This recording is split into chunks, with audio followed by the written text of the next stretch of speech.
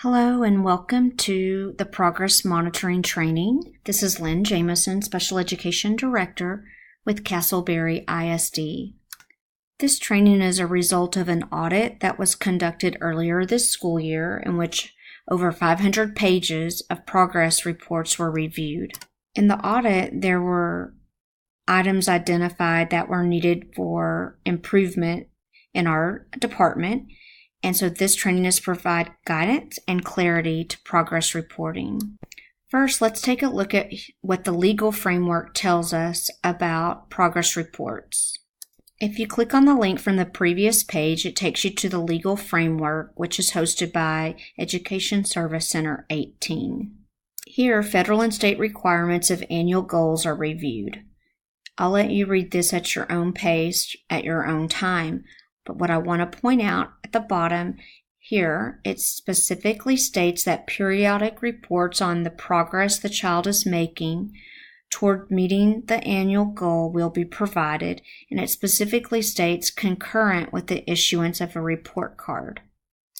For most of us, that would mean every 6-week period. The only exception would be PPCD, who is on a 9-week reporting period.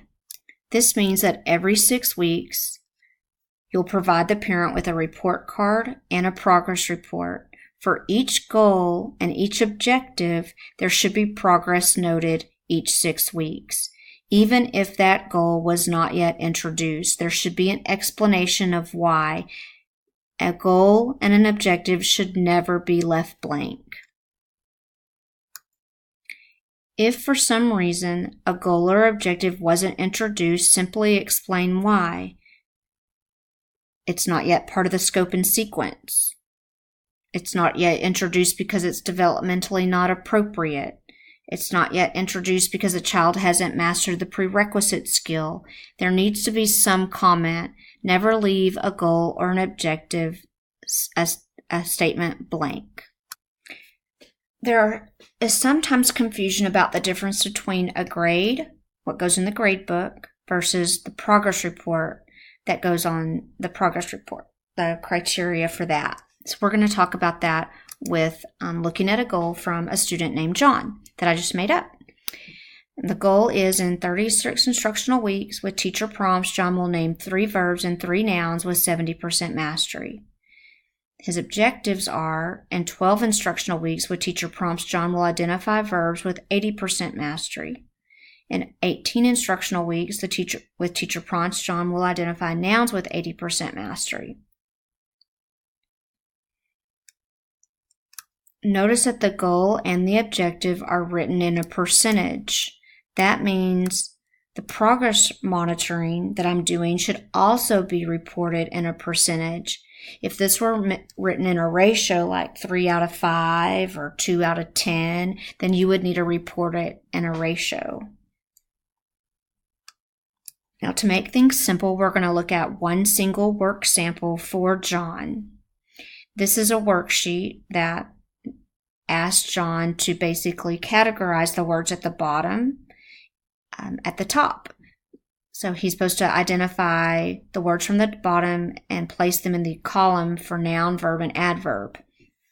So he has person, place, or thing, something you do, or adverb describes a verb, adjective, or another adverb. Now, if we go back and look at the goal, nowhere in the goal or in the objective does it talk about adverbs. So this is the grade that you put in the grade book is not going to be the same as what you put on the progress report because the goal and objectives do not request him to be able to identify adverbs. So that's where the big difference is. We have to make sure that we're measuring what we say we're measuring, which in this case is only verbs and nouns. So let's take a look at what John was able to do. He was able to identify 2 nouns. So for that particular objective, he would have earned 40%. He was able to identify 4 verbs. So for that particular objective, he would have earned 80%, and he was able to identify 5 adverbs. So he got 100% of those correct. However, that's not a goal or objective. So overall, he earned a 73, which would go in the grade book. But that is not what would be reported in the progress report. So if we go look at the progress report again, for this objective, he would have earned 80%. Now, we would not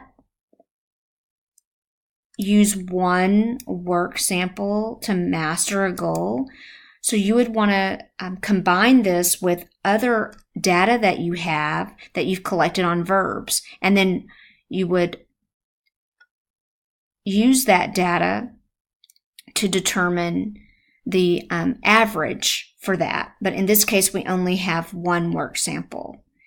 And then for nouns, he was able to identify at 40%. But again, we only have one source of data. So we want to use other data that we have to average this over a period of time. So if we were just using the information that we have here, he was able to identify 4 verbs, which his goal is to identify 3.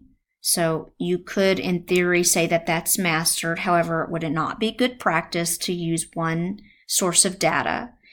And then he was only able to identify 2 verbs, which the overall goal requests for him to be able to identify 3. So you would mark this as some mastery, some progress, and you would want to determine what is the percentage of mastery based on all of the data that you've collected from multiple sources of his work.